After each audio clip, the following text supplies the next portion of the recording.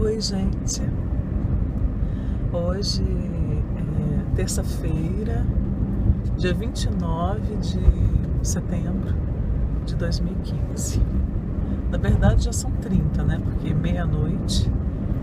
Tô voltando para casa agora, não saindo do trabalho, até sair um pouco mais cedo. Mas hoje eu tive, pela primeira vez, eu fui ao encontro de um grupo de pesquisa na UNB, que está ligado àquela disciplina da pós-graduação em artes visuais que eu estou fazendo.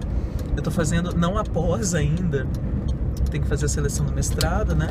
Novamente. Mas eu estou fazendo uma disciplina que se chama Poéticas Contemporâneas.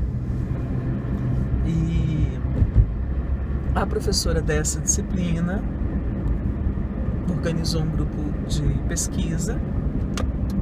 E aí eu convidou todos da disciplina. A princípio eu acho que todos aceitaram, enfim. E aí eu não consegui ir ao primeiro encontro, não tive certeza se estava confirmado. E hoje fui, né? E o estudo neste grupo começa com Merleau-Ponty, Maurice Merleau-Ponty. E é a fenomenologia da percepção, né? Ai, gente, olha, falando sinceramente, né? Por um lado, a minha avidez, né? Eu quero ler Merleau-Ponty, eu quero entender, eu quero conhecer, eu quero relacionar com os outros autores que eu já li e que venho lendo e que estou lendo, tal. E, por outro lado, meu pânico. Sheila, sua maluca.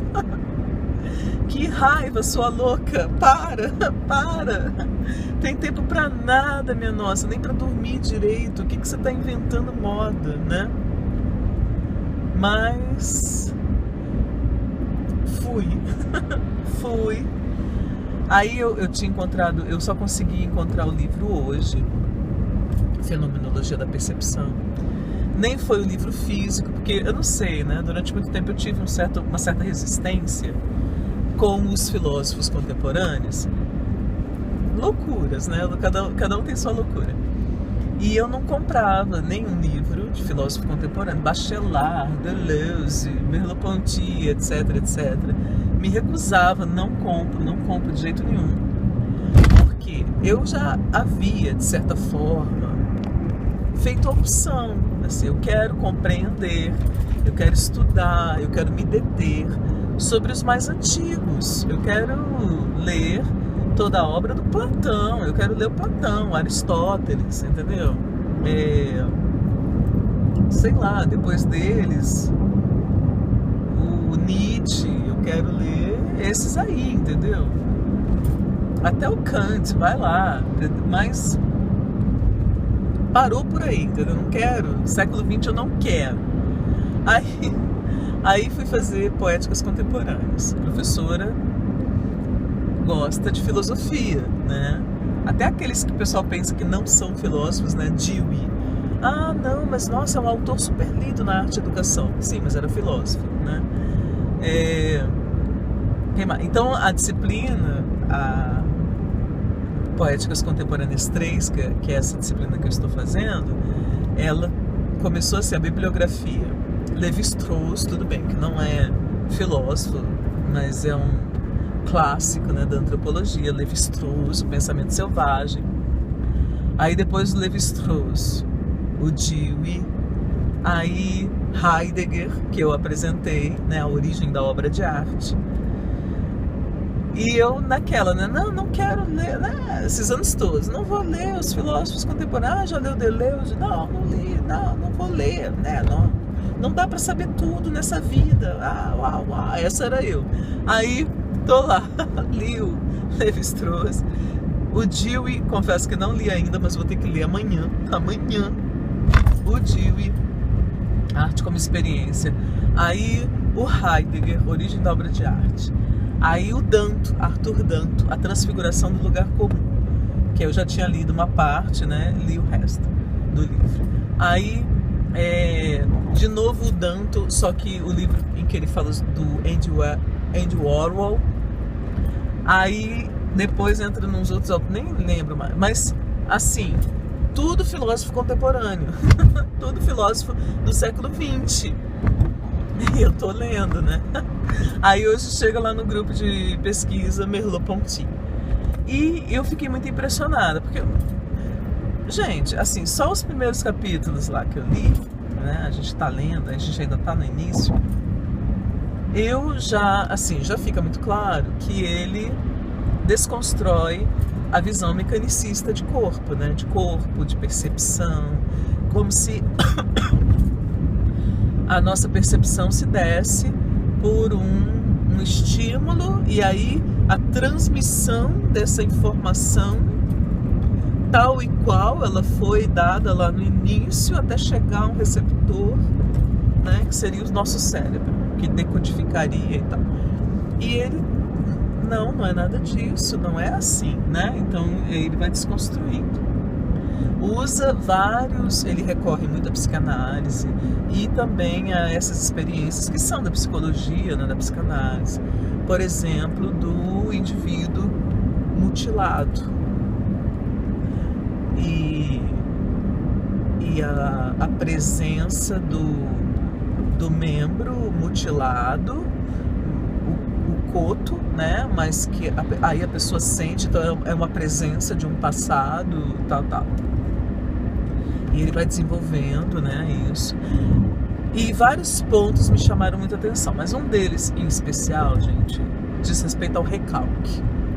Eu sempre tive uma ideia do que fosse o recalque, que hoje, né, percebi que estava equivocado. Para mim, recalque, e acho que o senso comum talvez, né, pense dessa forma, seria aquela coisa, aquela característica, aquela pulsão, aquele impulso seu, né, aquela inclinação, sei lá, que você interdita, né, então você reprime a tal ponto de negá-la, escondê-la de si próprio e interditá-la, literalmente. Não vai acontecer, ponto, acabou. E você meio que some com ela, que é uma espécie de uma mutilação simbólica. Mas, é claro, ela, por estar recalcada, aquela natureza, aquela vocação, aquela pulsão, aquela inclinação que é sua, por estar, né, por você mutilá-la e não a viver, ela acabaria eclodindo de outra maneira, que seria por meio da doença, né, a neurose ou alguma outra doença psicossomática. Isso era o que eu achava que era o recalque. Aí o Merleau-Ponty vai dizer como é, literalmente. Assim, o recalque é a permanência de uma dada experiência. Então, há uma dada experiência em que há um fracasso, mas em lugar de ou superar aquele fracasso, né, reviver a experiência impondo um outro desfecho, resolvendo a questão,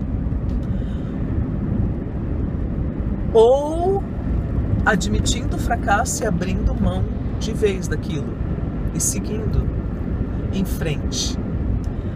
Não, o recalque é a permanência, é a fixação num determinado ponto da experiência do passado, em que você não fecha a questão, não resolve, nem a transpõe, né, sendo finalmente bem sucedido, nem a conclui, fecha, dá por encerrado, né, e desapega daquilo, mas ao contrário, você a carrega, fica atualizando, fica mantendo presente aquele passado antigo e permanece aberto para ela, para aquela experiência.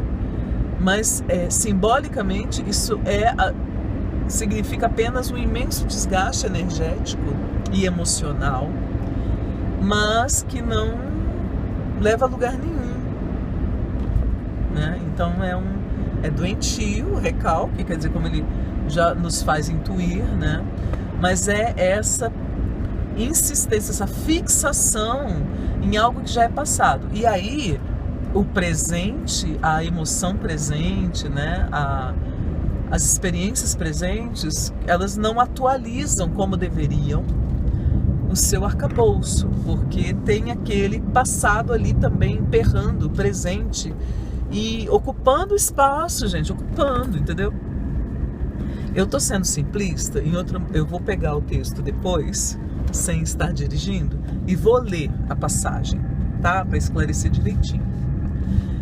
Mas eu fiquei em choque. Eu fiquei...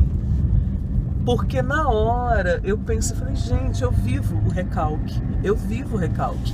Em relação ao quê? Aos meus mestrados. Não sei porquê, a minha fixação foi essa, né? Se manifestou aí numa etapa que é acadêmica e que eu sempre fui tão bem nisso, e sei lá. Aí, e que é isso, assim, entrei no mestrado, fiz todas as disciplinas, super bem, notas excelentes, não concluí.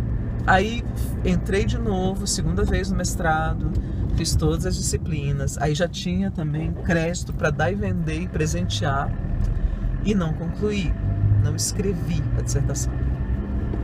Entrei pela terceira vez no mestrado, de novo, prometendo a mim mesmo que daquela vez seria diferente e tal, que eu ia escrever, que não sei o que, tal. E não concluí. E estou agora prestes, né, à beira de prestar novamente a seleção do mestrado para voltar. E racionalmente eu tenho decidido assim, não, tem que terminar com essa palhaçada. Vou escrever esse texto e concluir esse negócio e tal, não sei o quê. Mas emocionalmente há um fundinho de medo de eu ficar paralisada, presa novamente nessa condição. Então, é o recalque. Ai, me fez tanto mal, sabe, assim, sacar isso. Porque a questão, a dúvida é exatamente essa. Por quê? Por quê? Então, assim, eu não consigo fechar a questão e abrir mão e desapegar, em parte por um orgulho. Como assim? Eu tenho capacidade. Droga. Eu passei em 4 seleções de mestrado. Como assim que eu não vou terminar esse mestrado? Então tem um orgulho, né, mesmo, assim, uma vaidade intelectual, que é tipo assim, caraca, velho, estudo pra caramba, leio que nem uma maluca, não vou fazer mestrado? Como assim? Já entrei, é só terminar, pra pegar o título. Porque a experiência eu já tenho, de 3 mil. É porque eu passei em 4 seleções. E então assim, né? E aí, sei lá. E a outra coisa que eu não sei explicar, que tem um misto da criança, né? Que assim, que quer, não sei, talvez até de um comodismo, de é uma perda, é um fracasso, é uma sensação assim, né? Uma cisão, é uma ferida que dói, mas é conhecida. Eu conheço essa. Tudo, né? Tudo muito neurótico. Mas E aí hoje eu lendo Merleau-Ponty, gente, nossa, o recalque é isso, então tô fodida. Caraca, como é que você desmonta isso? Porque é uma estrutura, uma armadilha complexíssima, criada, construída pela sua mente, sem você ter plena consciência disso. E para você cair...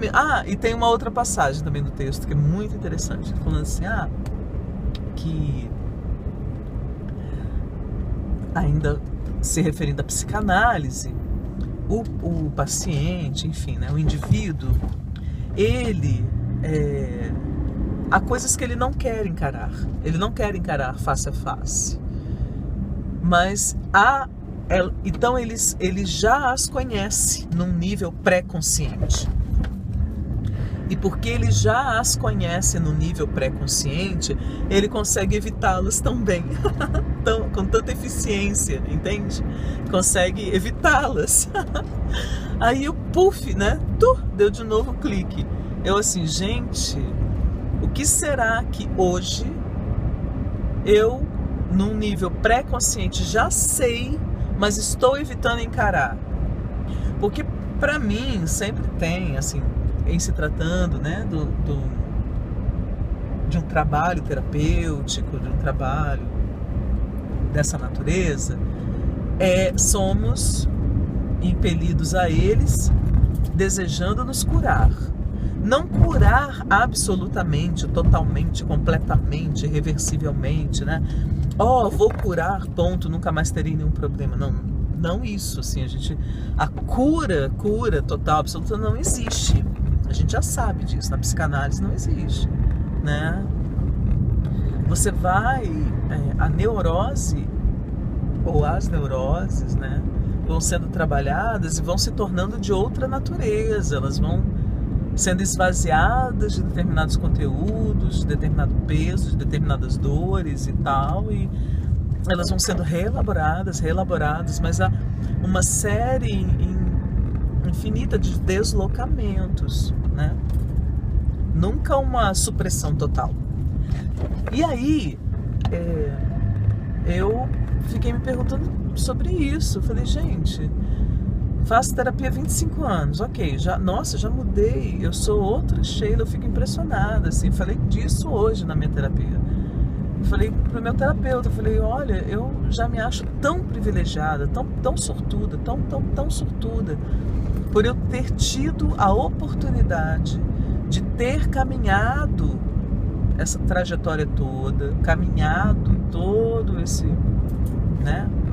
distância tão longa, fazendo terapia, né, podendo viver os processos terapêuticos e ir me transformando a ponto de chegar a uma idade da maturidade e conseguir e saber que eu vou viver essa outra fase da vida, essa nova fase da vida, sendo inteiramente outra, completamente liberta de determinadas dificuldades, bloqueios, loucuras da Sheila de 20 anos, entendeu? E eu agora vou conseguir viver, né, os meus 44 agora e mais pra frente, com uma paz que eu construí a partir da libertação de grande parte daquelas loucuras. Então eu já me acho tão absurdamente privilegiada por isso. E tenho plena consciência, nós somos muitos em uma existência, né? Nós podemos ser muitos. Aqueles que não temem, né? Porque tem gente que não quer mudar e que não muda nunca e que se orgulha, né? Aquelas coisas, né? Aqueles que enrijecem mais, assim, se fixam, né?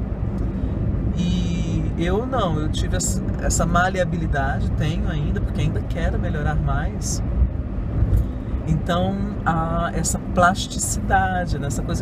Essa argila que eu fui modelando, mesmo com toda a dificuldade, com toda a dor, com toda a limitação, né?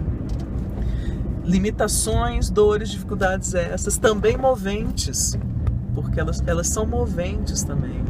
A terapia faz com que elas sejam moventes, né? Então é muito louco, assim, essa coisa. E aí o Merleau-Ponty, que é um filósofo, né, falando disso, assim, porque ele recorre à psicanálise.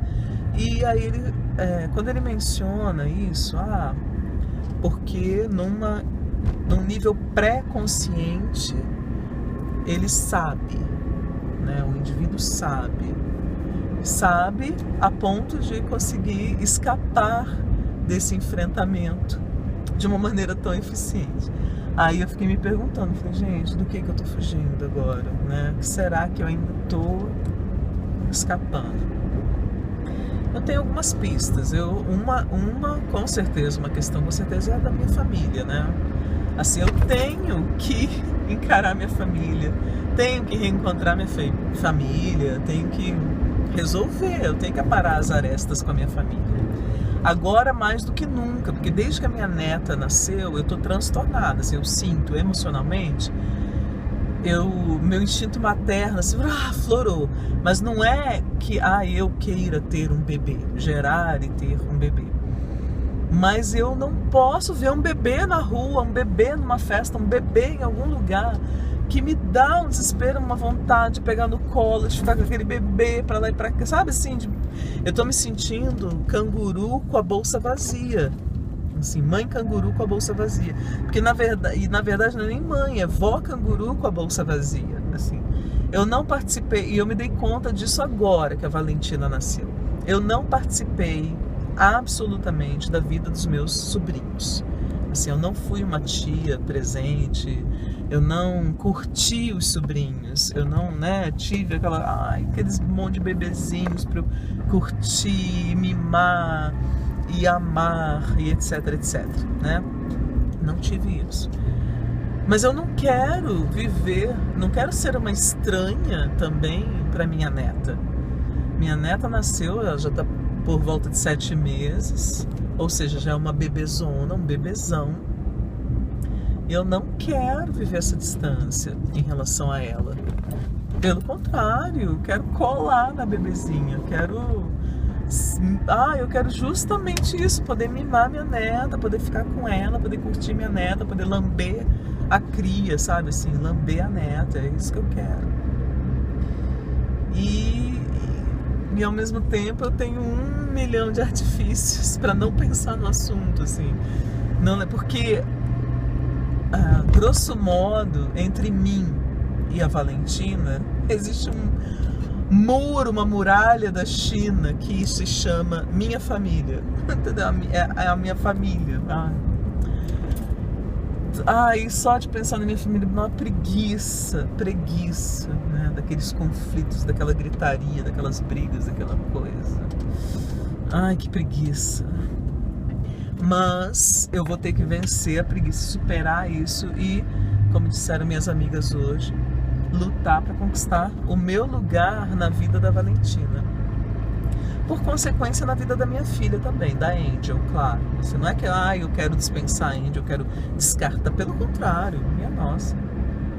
Mas são 2 vivências, né? Porque a Angel não é uma adulta, é uma adolescente grande que se tornou mãe.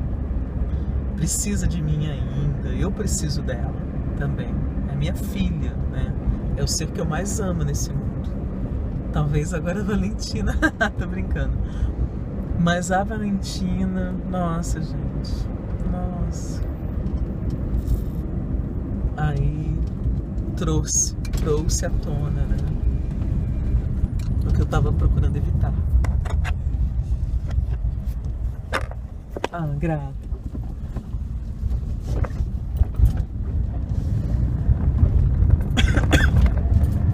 Eu estava procurando evitar encarar, né? Essa é uma questão, com certeza. Bom, gente, vou me despedir. Muito grata. Depois eu vou, sim, pegar o texto do Merleau-Ponty e ler direitinho algumas passagens, porque é fascinante, né? E ao mesmo tempo uma quebra de paradigmas total. Claro que o pessoal da dança, o pessoal que já estuda Merleau-Ponty vai falar: Sheila, nossa, tá descobrindo agora a pólvora. Mas assim, não é que porque eu estou lendo agora. Merleau-Ponty, que lá na década de 60 apresentou essa tese, né? O que ele propõe é uma quebra de paradigmas. Porque lança pelos ares, né, a visão mecanicista do corpo e principalmente a cisão, né, mente, espírito e corpo, ou sei lá, alma, corpo, essas coisas, né, que surgidas do platonismo e reforçadas no neoplatonismo, né? E com as quais a gente opera até hoje. Por mais que você esteja lendo lá Lévi-Strauss, Lévi-Strauss, Merleau-Ponty, sei lá o que mais, você ainda às vezes fala, porque o pensamento, a mente, como um ente, uma coisa separada do corpo. Muito louco. Então a gente vive essa dicotomia. Gente, vou me despedir. Ótima noite para todo mundo. Eu cheguei e muito grata. Até a próxima. Vou lá curtir as outras bebezucas. Minhas pitoquinhas caninas. Ótima noite. Até.